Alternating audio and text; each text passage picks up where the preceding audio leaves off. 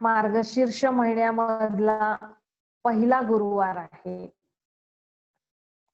तर मार्गशीर्ष महिन्यातला गुरुवार म्हणजे लक्ष्मी व्रत असं समीकरण आहे. बऱ्याच माता आणि कन्या हे व्रत करत असतात. तर आज आपण याचं रहस्य जाणून घेणार आहोत. व्रत म्हणजे काय? तर व्रत शब्दाचा अर्थ आहे दृढतायुक्त संकल्प म्हणजे व्रत. तर आपण पाहिलेलं आहे की आपण सर्वजण आत्मा आहोत आणि आत्म्याच्या 3 शक्ती आहेत, मन, बुद्धी आणि संस्कार. त्यापैकी आपलं मन नेहमीच विचार करत असतं, काही ना काही संकल्प आपलं मन करत असतं. पण आपले सर्वच संकल्प हे दृढतायुक्त नसतात. जसं की रोज आपण ठरवतो काही चांगल्या गोष्टी करायच्या.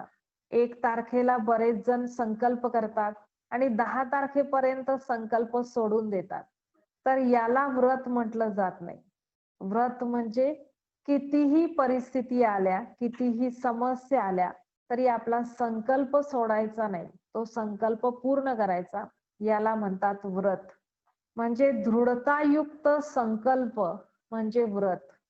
तर भक्तांमध्ये खूप दृढता असते आणि त्यामुळे ते कितीही परिस्थिती आली तरी आपलं व्रत तोडत नाही. आणि याचं कारण ईश्वरीय प्रेम, परमात्म्याप्रती असणारं प्रेम ह्या सर्व परिस्थितींवर विजय मिळवण्यासाठी मदत करत असतं. तर बाबांप्रती सुद्धा आपलं तितकं प्रेम असेल, शिवबाबांप्रती, तर शिवबाबा जे सांगत आहेत ते आपण व्रत समजून पालन करू शकतो. पण त्यासाठी तेवढं प्रेम आपलं ईश्वराबद्दल असणं आवश्यक आहे. व्रत म्हटलं की त्याच्यामध्ये मुख्य आलं उपवास. तर उपवास म्हटलं की आपल्याला खाण्यापिण्याचा उपवास आठवतो. तर उपवास शब्दाचा खरा अर्थ आहे मन आणि बुद्धीने ईश्वराच्या सानिध्यामध्ये राहणं म्हणजे उपवास. मनाचा अन्नाशी जवळचा संबंध आहे. जसं आपलं अन्न असतं तसं आपलं मन बनतं. अन्न जर शुद्ध आणि सात्विक असेल तर आपलं मन शुद्ध आणि सात्विक बनणार. तर यासाठी ईश्वराची आठवण करण्यासाठी, मनाला शुद्ध आणि सात्विक बनवण्यासाठी शुद्ध अन्नाचं व्रत घेतलं जातं. तर शुद्ध अन्न असेल तर मन शुद्ध बनतं आणि शिवबाबांची आठवण करणं, परमात्म्याची आठवण करणं सोपं होतं. आणि म्हणून शुद्ध अन्नाचं व्रत घेतलं जातं. त्यानंतर लक्ष्मीची पूजा केली जाते. वेगवेगळ्या पद्धतीने वर्षभर वेगवेगळ्या ठिकाणी लक्ष्मीची पूजा तशीही केली जाते. पण मार्गशीर्ष महिन्यामध्ये विशेष लक्ष्मीची पूजा केली जाते. कारण ती धनाची देवी आहे आणि धन हे जीवन जगण्यासाठी आवश्यक आहे.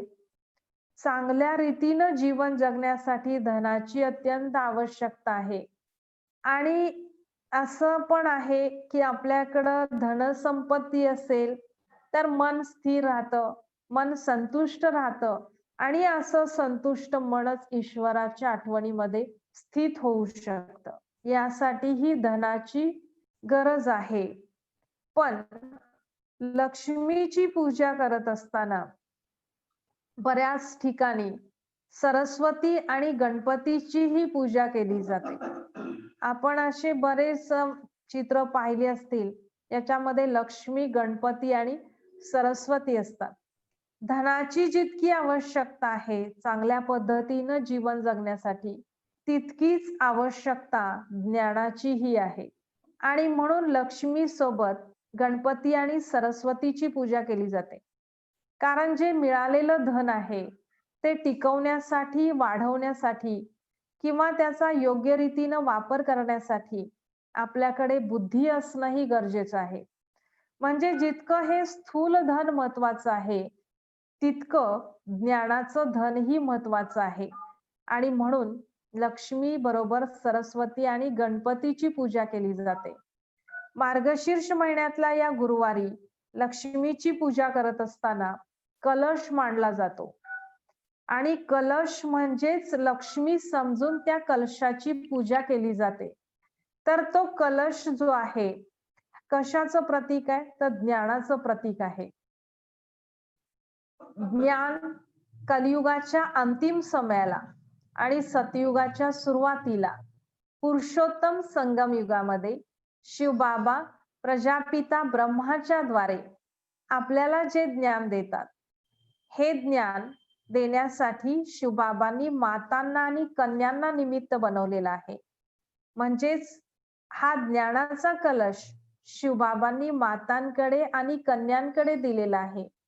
याचंच प्रतीक म्हणून देवींची ज्यावेळी पूजा केली जाते, त्यावेळी कलश मांडला जातो. आणि म्हणूनच लक्ष्मीची पूजा करत असताना मार्गशीर्ष महिन्यामध्ये स्पेशली कलश मांडला जातो. आणि त्या कलशलाच मंगळसूत्र घातलं जातं, वस्त्र अर्पण केलं जातं, नथ घातली जाते. याचा अर्थ कलश म्हणजेच लक्ष्मी समजून कलशाची पूजा केली जाते. तर लक्ष्मी धनाची देवी आहे आणि कलश हे ज्ञानाचं प्रतीक आहे. म्हणजे धन आणि ज्ञान ह्या दोन्ही महत्वाच्या गोष्टी आहेत मनुष्याचं जीवन श्रेष्ठ बनवण्यासाठी. तर कोणतं ज्ञान? हेच ते ज्ञान जे जीवन जगण्याची कला शिकवणार आहे. बाकी तर आपण व्यावहारिक ज्ञान, टेक्नॉलॉजीचं ज्ञान हे तर समयानुसार आपल्याला मिळतच जातं. पण ही जीवन जगण्याची कला शिकण्याचं जे ज्ञान आहे, हे स्पेशली आपल्याला पुरुषार्थ करून प्राप्त करावं लागतं. तर असं हे ज्ञान, याचं प्रतीक म्हणून ज्ञानरूपी कलशाची पूजा केली जाते आणि तो कलश म्हणजेच धनाची देवी लक्ष्मी मानलं जातं. म्हणजे संगम युगामध्ये हे जे ज्ञान आपल्याला प्राप्त होतं, या ज्ञानाच्या आधारेच आपल्याला ते स्थूल धन सुद्धा सतयुगामध्ये प्राप्त होतं. सतयुगामध्ये तर होणारच, पण आता सुद्धा संगम युगामध्ये त्याचं प्रत्यक्ष फळ आपल्याला प्राप्त होत असतं. आणि म्हणून द्वापर युगापासून ही पूजा करण्याची प्रथा सुरू झालेली आहे. या पूजेमध्ये विशेष पानाचा विडा म्हणजे पान आणि सुपारी ठेवलं जातं. तसं पानाचा विडा म्हणजे दृढ संकल्पाचंच तेही प्रतीक आहे. तर आपण ही पूजा करत असताना हा दृढ संकल्प करायचा आहे, की मला सुद्धा या लक्ष्मीप्रमाणे बनायचं आहे. लक्ष्मीसारखे गुण आपल्यामध्ये धारण करायचे आहेत. हा दृढ संकल्प करण्याचं प्रतीक म्हणून ही पूजा करत असताना पान आणि सुपारी ठेवलं जातं. त्यानंतर अनेक पानं फुलं सुद्धा या पूजेमध्ये मांडली जातात. पाना फुलांनाही विशेष महत्व आहे. तर त्याचं एक कारण असं आहे, की आपण जितकं निसर्गाच्या सानिध्यामध्ये जातो, तितकं आपलं मन शुद्ध आणि शांत होतं. निसर्गाचं सानिध्य हे शरीराच्या स्वास्थ्यासाठी सुद्धा आवश्यक आहे. आणि निसर्गाच्या सानिध्यामध्ये जा आणि ईश्वराची आठवण करा. हा मेसेज देण्यासाठी आपल्या पूर्वजांनी ही प्रथा चालू केली. परंतु आपण निसर्गाच्या सानिध्यात जाण्याऐवजी ती झाडाची पानं फुलं घरात आणून त्याची पूजा करू लागलो. त्यानंतर या पूजेमध्ये एक कथा, त्या कथेचाही खूप गहन अर्थ आहे, त्याच्या मागे खूप रहस्य सामावलेलं आहे. तर त्या कथेचं जे रहस्य आहे, तेही आपण जाणून घेण्याचा प्रयत्न करणार आहोत. तर या कथेमध्ये असं सांगितलेलं आहे, की ही कथा आहे द्वापर युगामधली. द्वापर युगामध्ये सौराष्ट्र राज्यामध्ये भद्रश्रवा नावाचा एक राजा राज्य करीत होता. त्या राजाची एक पत्नी होती, तिचं नाव होतं सुरचंद्रिका. त्यांना 7 मुलं होती आणि एक मुलगी होती. त्या मुलीचं नाव होतं शांबाला. तर राजा खूप चांगला होता, शूर होता, पराक्रमी होता आणि राणी पण चांगली होती. पण काही दिवसांनी त्यांना त्यांच्या धनाचा अभिमान निर्माण झाला आणि या अभिमानामुळे त्यांना पुढे दारिद्र्य येणार आहे हे स्पष्ट दिसू लागलं. आणि त्यामुळे लक्ष्मी एका आजीबाईचं रूप घेऊन लक्ष्मी व्रताची कहाणी आठवण करून देण्यासाठी त्या राज्यामध्ये आली. पण राणीला लक्षात आलं नाही की ही लक्ष्मी आहे आणि म्हणून तिनं त्या आजीबाईचा अपमान केला. हे तिची मुलगी शांबालानी बघितलं आणि एका दासीनेही पाहिलं. तर त्या दोघींनी आजीबाईची माफी मागितली आणि त्यांना विचारलं की तुम्ही कशासाठी आला आहात. तर त्या आजीबाईंनी त्या राणीची कहाणी सांगितली की मागच्या जन्मी ती राणी एका शूद्राची पत्नी होती, खूप गरीब होती आणि मला तिची दया आली आणि तिच्या त्या दारिद्र्यामधून तिला मुक्त करण्यासाठी मी तिला लक्ष्मी व्रताची कहाणी सांगितली. तिनं ते व्रत मनोभावे केलं आणि म्हणून तिला हे राज्यपद आता प्राप्त झालेलं आहे. पण ती आपल्या व्रताला विसरून गेलेली आहे आणि तिला असं वाटत आहे की हे धन सगळं माझ्याच भाग्याने किंवा माझ्या पतीच्या पराक्रमाने मिळालेलं आहे आणि या अभिमानामध्ये ती इतरांचा दुस्वास करत आहे, इतरांचा अपमान करत आहे. त्यामुळे तिचं पाप वाढत चाललंय. मला तिच्या व्रताची आठवण करून द्यायची आहे म्हणून मी आलेली आहे. तर त्या दोघी त्या आजीबाईला म्हणतात की तुम्ही तिला माफ करा. पण मग ती आजीबाई त्या दोघींना व्रत सांगते. त्या दोघी ते व्रत करतात. ती दासी सुद्धा तिच्या त्या दारिद्र्यामधून मुक्त होते, दासीपणापासून मुक्त होते आणि शांबालीने ते व्रत केल्यामुळे तिला सुद्धा चांगलं घर प्राप्त होतं आणि ती एका राजाची राणी बनते. पुन्हा काही दिवस गेल्यानंतर हे भद्रश्रवा राजा आणि सुरचंद्रिका राणी यांचं राज्य निघून जातं. दुसरा एक राजा त्यांच्या राज्यावर आक्रमण करतो.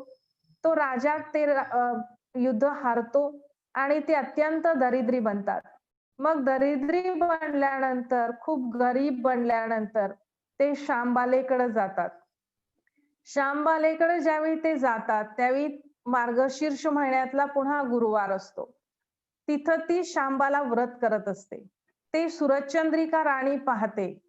ते व्रत बघून तिला पूर्वजन्मीची आठवण होते की मागच्या जन्मी हे व्रत मी केल्यामुळे मला हे राज्यपद प्राप्त झालं होतं आणि तिथला ती पूर्वाश्रमीची आठवण जागृत झाल्यामुळे ती सुद्धा मनोभावे व्रत करते आणि मग त्यांचं गेलेलं राज्य परत मिळतं. असा ह्या कहाणीचा सारांश आहे की मागच्या जन्मी व्रत केल्यानंतर सुरचंद्रिका राणीला राज्यपद प्राप्त झालं. पण राज्यपद प्राप्त झाल्यानंतर ती व्रताला विसरते. त्याची आठवण करून देण्यासाठी आजीबाई येते. पहिल्यांदा ती ते मानत नाही, पण नंतर तिला जाणवतं की व्रत करणं गरजेचं आहे. पुन्हा ती व्रत करते आणि मग गेलेलं राज्य परत मिळतं.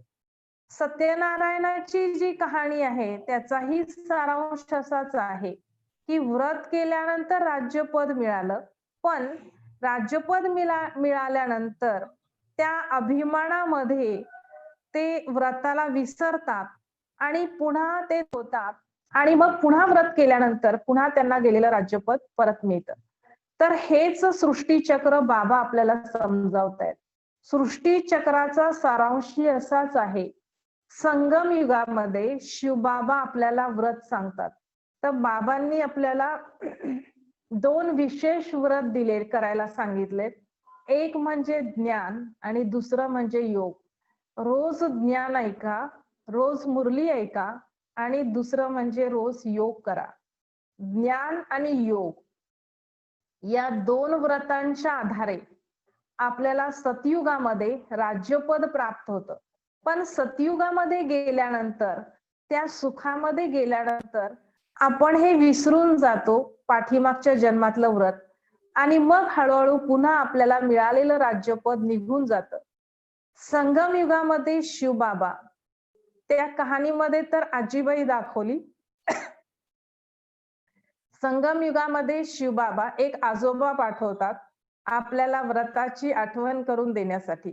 ते आजोबा म्हणजे ब्रह्मा बाबा, जे त्यांचं ऐकतात. कारण शिवबाबा डायरेक्ट श्रीकृष्णाच्या रूपात किंवा ओरिजिनल रूपात येत नाही. तर ते एका साधारण मनुष्य शरीराच्या द्वारे आपल्याला याची आठवण करून देतात. तर जे त्या साधारण रूपातल्या ईश्वराला ओळखतात आणि व्रत करतात, तर त्यांना गेलेलं राज्यपद परत मिळतं. जे ओळखत नाहीत आणि ते व्रत करत नाहीत, ते आणखीच दुःखी आणि अशांत होत जातात. आणि मग जे व्रत करणारे आहेत, त्यांना ते राज्यपद परत प्राप्त होतं. तर सृष्टी चक्राचा सारांश म्हणजे ह्या सर्व व्रताच्या कहाण्या आहेत.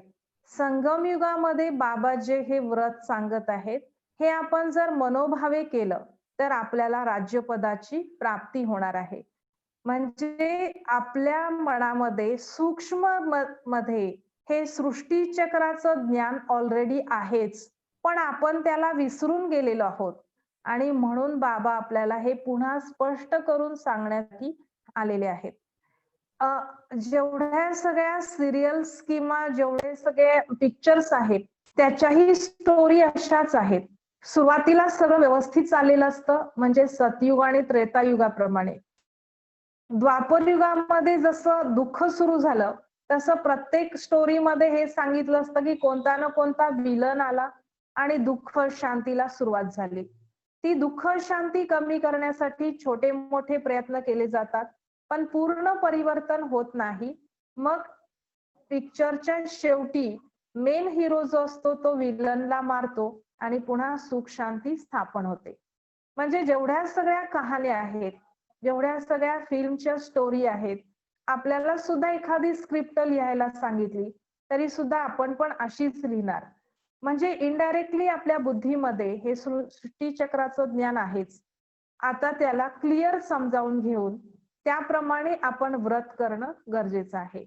तर हे संगम युग व्रत करण्याचं युग आहे. कोणतं व्रत? ज्ञान आणि योग. हे 2 व्रत केले तर बाकी सगळी व्रत केल्याचं पुण्य आपल्याला यामधून प्राप्त होणार आहे. त्यानंतर कहाणीच्या शेवटी असं म्हटलं जातं, की हे व्रत केल्यानंतर सुख मिळणार आहे.